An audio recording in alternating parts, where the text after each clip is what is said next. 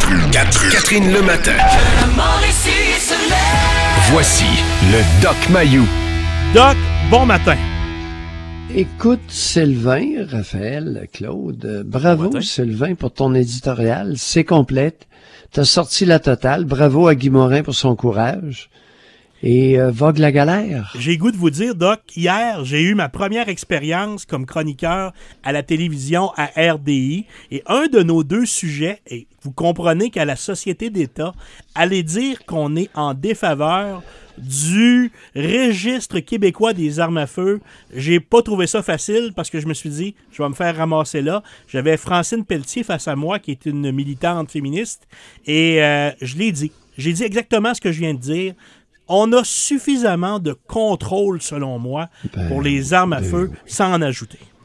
Ben oui, quelle folie. Qu'est-ce qu'on a mis dans l'eau au Québec? Il y a probablement quelque chose dans l'eau, si ce n'est dans l'air. Sinon, c'est dans notre génétique. Et là, ça nous ramène à Denise Bombardier en fin de semaine. Gros titre dans le Journal de Montréal, une honte nationale. Ben oui, j'ai l'article devant moi, j'ai ça. Ça a été partagé 2700 fois là, sur le Journal de Québec et Montréal, donc c'est très populaire. Bravo Denise Bombardier de dénoncer un élément qui est important. Et attachez vos trucs avec de la broche ce matin. Denise dénonce le fait que chez les Québécois francophones, il y a moins de diplômés universitaires que chez les Québécois anglophones et que dans le reste du Canada. Bon, maintenant, Sylvain, question.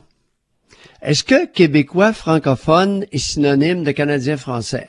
Ou si elle agglutine les francophones de toute allégeance? Ben, j'imagine qu'un Canadien français et un Québécois, parce qu'un Québécois, c'est pas une appartenance linguistique, ça peut être de toute acabit, ça peut être des gens qui viennent de France, ça peut être des gens qui... Oui, j'ai bien dit Québécois francophone, Sylvain. Oui, donc un Québécois francophone, d'après moi, ça peut être... c'est pas juste des Québécois, je peux pas croire. Pourrais-tu l'appeler, donner un petit coup de téléphone à Denise, puis lui demander si par Québécois francophone, elle réfère à la nation canadienne-française ou si elle réfère à tous les francophones qui habitent le Québec, peu importe leurs origines ethniques. C'est une bonne question que vous posez là. Parce qu'avant d'aller plus loin, moi j'ai besoin de ça. Alors, avant de déclarer honte nationale, là, si elle inclut tous les francophones, par exemple, qui peuvent venir de pays francophones absolument tarés, alors là, c'est pas surprenant. Si on nous agglutine, si on nous agglomère, n'est-ce pas? Mm-hmm. Si on fait de nous un vaste agrégat. Parce que, écoute, mais je peux pas croire qu'on est moins intelligent que les autres, Doc. Les Québécois, les francophones, sont pas moins intelligents que les anglophones. Je vous en pose une bonne, hein? Ben, écoute, appelle le professeur Serge Larrivée en psychoéducation à Montréal, demande-lui la question. Il y a sûrement des données là-dessus. Il y a eu un gros article sur le prof Serge Larrivée il y a pas longtemps. Et c'est un spécialiste du quotient intellectuel. On pourrait lui demander. Mais d'après vous, est-ce que c'est il y a une différence? Est-ce que c'est la culture québécoise qui fait ça? Comment ça se fait qu'on réussit moins académiquement que nos voisins ontariens, par exemple? Bon, d'après Denise, dans l'article, si on va plus loin, écoute, elle blâme les parents de laisser trop de liberté quant à l'instruction de leur progéniture. Elle déclare aussi qu'au Québec, au Québec, les universités francophones décernent 75% de diplômes partiels. Tu sais, les certificats, contrairement au reste du Canada qui n'en décerne que 25%. Oui. En tout cas, elle amène différentes choses. C'est intéressant. Hein? Et elle dit elle affirme ceci. Est-ce nos gènes collectifs ou notre obsession d'égalitarisme qui nous fait rejeter la culture du savoir et du dépassement? Oh non, elle était hot en fin de semaine. L'article est vraiment intéressant. Cette chère Denise est une éveilleuse d'endormis. Moi, ce qui me fait rire dans cette histoire-là, oui. Doc, là, c'est quand on parle de diplomation. C'est l'obsession de la diplomation. Moi, je la veux aussi. On doit mettre tout en branle au Québec pour s'assurer que nos jeunes réussissent. Mais quand tu regardes la façon qu'ils s'y prennent, quand je dis « ils » étant l'ensemble des gouvernements, là, je n'accuse pas que le Parti libéral, au contraire, mais j'ai l'impression que on va se trouver des pseudo-diplômes, des trucs là, de type OK, complète ton secondaire 3, fais 2-3 stages, on va considérer que tu as réussi. On va se dire OK, si tu tranches qu'à 18 ans, puis OK, tu l'as fini sur le tard, tu as réussi. C'est comme si la statistique ne veut plus rien dire à quelque part. Bon, écoute, on a certaines caractéristiques communes, mais c'est pour ça que je te mentionne avant d'aller plus loin, parce qu'on peut facilement s'égarer. J'aimerais savoir si Denise Bombardier considère que Québécois francophone est synonyme de Canadien français. Ça, j'y tiens. Alors, essaie d'avoir une entrevue avec elle, Denise. Je pense que ça lui ferait plaisir de nous jaser de ça demain matin. Oui, OK, on va mettre une équipe là-dessus. En tout cas, si vous voulez, là, c'est pas une obligation, mais j'aimerais ça savoir, parce que les mots sont importants ici. Tout à fait. Ça dépend qui on inclut dans le Québécois francophone. Parce qu'il y a eu beaucoup d'immigrants qui sont venus de pays francophones et qui résident au Québec, qui sont maintenant des Québécois. Alors, on a des Africains, surtout des Africains du Nord. Écoute, puis Boucard Diouf, qui est du Sénégal, en est aussi un bon exemple. C'est un Québécois, mais c'est pas un Canadien français, puis il ne sera jamais. C'est assez évident, n'est-ce pas? Tout à fait. C'est un Sénégalais qui a fait des études en océanographie à Rimouski. C'est un homme brillant qui a fait de l'humour et tout. Là, on le sait, mais Boucard Diouf, vous avez raison. C'est pas un Québécois pur laine. Ben oui, il va être inclus. C'est un Québécois francophone. Mais non, c'est un Québécois francophone, mais ce n'est pas un Canadien français. Je comprends votre nuance. Canadien français, c'est une nation, comme on a les Premières Nations, on a la nation métisse, puis on a les Canadiens français. Et ce sont des nations. Parce que il y a une descendance particulière, il y a des langues, religions, culture, alouettes, n'est-ce pas? Tout à fait. Bon, je voudrais vous parler, si vous me permettez. C'est la une. Le gourou? Oui, exactement. Le Journal de Montréal qui titre « Une église obsédée par l'argent ». C'est un gars qui s'appelle Patrick Isaac, que lui, là, il est à la tête d'une église qui s'appelle « Parole qui libère ». Puis là, il demande des sous à ses fidèles. Moi, quand je regarde l'article, la question que j'ai le goût de vous poser, c'est est-ce que c'est le prédicateur qu'on doit blâmer ou c'est ceux et celles qui se joignent à lui? Ben, écoute, appelez Rachid Badouri, appelez Georges Larac, appelez Éliane Latourelle. C'est Latourelle son nom, hein? Exactement. Comme la fameuse syndrome. Demandez-leur.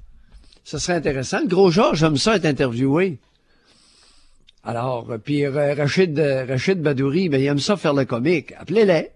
Mais c'est quoi le phénomène de... Mais Aliane, appelez-la pas parce qu'elle fait pitié ces temps-ci. Non, je suis d'accord. Comme je disais tout à l'heure, elle, d'après moi, là, belle cause pour la cause, là, ce serait pas mauvais pour elle. Là. Oui, puis écoute, il y a un vieux dicton qui dit à vaincre sans péril, on triomphe sans gloire. On ne s'acharne pas sur cette pauvre Eliane. Elle est rendue qu'elle en fait pitié. Cependant, écoute, ton prophète, là, ton preacher, Sylvain? Oui, M. Patrick Isaac, oui. Non, mais attends un peu, là. Le soir de Noël, j'ai vécu quelque chose de troublant que je veux te partager.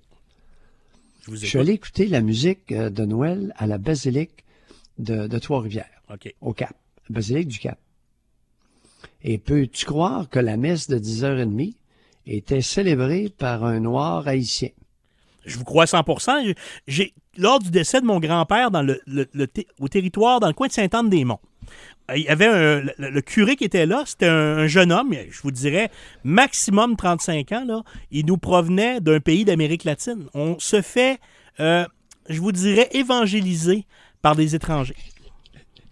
Je trouvais ça assez spécial. Commentaire en passant, j'ai essayé d'écouter sa prêche. C'était incompréhensible. C'est vrai que le son était pas tellement bon, mais avec l'accent haïtien, zéro, j'ai rien compris. C'est vrai que je commence à être vieux, un peu dur de la tranche, mais j'ai rien compris. Mais moi, il faut que vous me répondiez, parce que, Doc, j'imagine que dans votre pratique, là, vous en avez vu de toutes sortes, là, puis des individus qui décide de faire confiance à un prédicateur quelconque. Là, hein. Moi, des fois, je me dis, il est probablement génial, M. Isaac. Il s'est trouvé une profession où ce qui envoie de la bullshit à tout le monde, puis qu'il y a des gens assez particuliers ou assez tristes dans leur vie qui sont prêts à donner de l'argent à une personne qui leur font des discours devant. C'est quoi ce phénomène-là? Ben oui, écoute, ce phénomène-là, regarde aux États-Unis. Oui, Regarde c'est aux vrai. États-Unis, c'est un phénomène qui est largement répandu. Et là, ça migre vers le Canada. Mais c'est quoi C'est un ce genre phénomène noir très d'individu-là? répandu. Ben, écoute, non, c'est pas ce genre d'individu. C'est quoi ce genre d'individu-là? C'est quoi les individus qui suivent l'individu qui est en avant? C'est ça. Alors, Quel est le profil c'est une psychologique? C'est une bande d'individus très crédules. Très crédules. Ah, et une petite blague en terminant, c'est que il a été mis en faillite parce qu'il devait 635 000 piastres aux 2 niveaux de gouvernement. Je pense que Isaac, envoyez-lui un courriel, puis dites-lui que la prochaine fois, il vienne consulter Mayou. Parce que moi, en 1990, les 2 niveaux de gouvernement me réclamaient les 2 niveaux de ministère du Revenu, fédéral, provincial, me réclamaient 945 000. Puis au lieu de me mettre en faillite, 2 ans plus tard, quelques années plus tard, ils ont été obligés de me verser 125 000, alors que j'avais jamais payé d'impôt. Fait qu'envoyez ça au preacher, dites, écoute, Mayou est meilleur que toi pour l'impôt, va le consulter. Et, savez-vous une chose? S'il vient me voir, là, votre preacher, ça va être 1000 piastres de l'heure. Je vais faire une fortune, m'engraisser à ses dépens. Je pense que ça peut être payant pour vous. Avant de vous quitter, Doc... on va essayer de rouler celui qui roule les autres. J'aime ça. Avant de vous quitter, j'aimerais ça vous entendre sur le sujet. Il y a Éric Deslauriers, c'est un policier de Saint-Jérôme. Il y a une histoire intéressante parce que là, il y a des policiers qui demandent de patrouiller sans armes.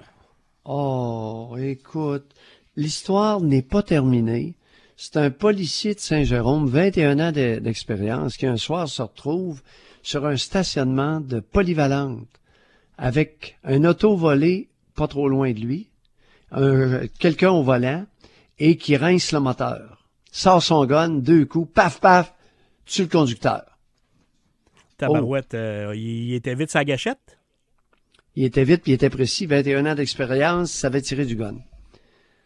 Là, v'là-tu pas qu'il est reconnu coupable d'homicide involontaire.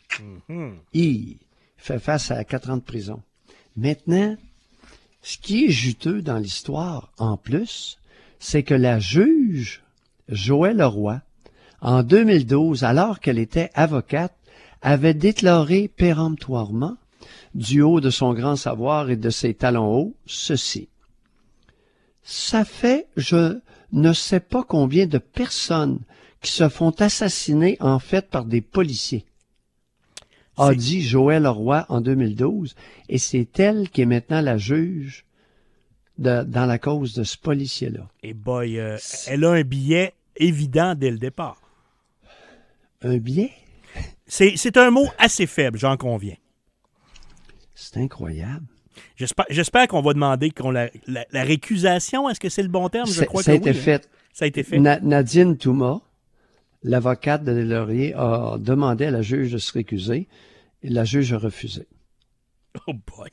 Hey, as-tu entendu, toi, une avocate qui s'en va dire qu'au Québec, je ne sais pas combien de personnes qui se font assassiner, en fait, par des policiers. La réponse est assez faible, je crois, le nombre. Elle sort d'où? Est-ce qu'elle pense qu'elle était... Est-ce qu'elle croyait qu'elle était en Alabama ou en Arkansas ou je sais pas où? Au Texas, au Mexique? peut-être. Au Texas, ouais, au Mexique. Ouais. Au Mexique. Au Honduras? Corée du Nord. Salvador? Probablement. Corée du Nord? Sérieusement, là, écoute, non, là, on a un problème. C'est sûr que j'espère que cette cause-là va aller en appel, mais c'est extrêmement inquiétant qu'une femme qui a un préjugé et qui fait preuve d'un manque de jugement à ce point soit nommée juge et juge un policier qui a tiré quelqu'un qui rinçait son moteur devant lui. Le moteur d'un auto volé.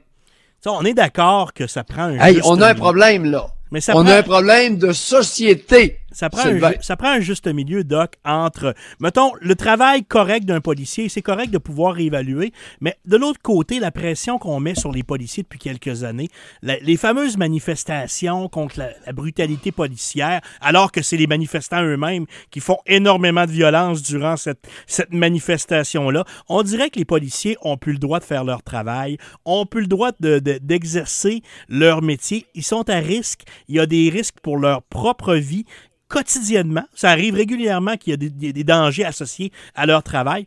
C'est sûr qu'on veut pas de bavure. C'est sûr qu'on veut protéger la société. J'essaie de me souvenir du nom du chauffeur de taxi qui avait été battu là, dans les années 80-90. Je me souviens plus exactement parce qu'on en jase là. Mais Barabé, c'est ça?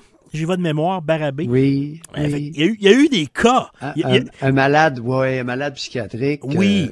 Puis il y a eu l'histoire aussi de la personne à Rock Forest qui s'est fait tirer par des policiers. Il y a eu quelques cas au Québec où il y a eu des bavures policières. Effectivement, c'est arrivé. Mais en toute sincérité, des catastrophes où les policiers vont abattre des innocents, là, c'est arrivé assez rarement. Et je pense qu'on n'a pas la culture de sortir son arme très fréquemment chez les policiers québécois. Écoute, on n'est pas au Mexique, là, puis on n'est pas au Salvador ou Honduras. C'est incroyable. C'est extrêmement interpellant. Puis c'est inquiétant. C'est très inquiétant qu'une femme qui a un préjugé de cet ordre-là, non seulement soit nommée juge, mais juge quelqu'un qui est inclus dans son préjugé. Tout à fait. Mais je pense que la justice naturelle, habituellement, c'est quand tu as un biais ou tu as un préjugé, un juge devrait être impartial. Malheureusement, c'est pas toujours le cas, puis vous nous en faites la démonstration ce matin. Doc Mayou, je vous remercie beaucoup. Oui. On vous retrouve à 9h05 pour la commission PM avec notre collègue Robert Pilote. Puis j'ai bien hâte de vous rejaser tout à l'heure. Oui, puis bravo pour ton éditorial encore une fois, là. Et lâche pas. C'est sûr que le vent contraire va souffler fort parce qu'on est au Québec, mais en dehors du Québec, le vent va te porter, cher Sylvain. Ben, je ne lâcherai pas ma militance, je crois à ce que je dis. Une finale dans un élan de poésie. Vous êtes toujours d'un poème, cher Doc. Au plaisir de vous parler. Bye, Sylvain. Merci.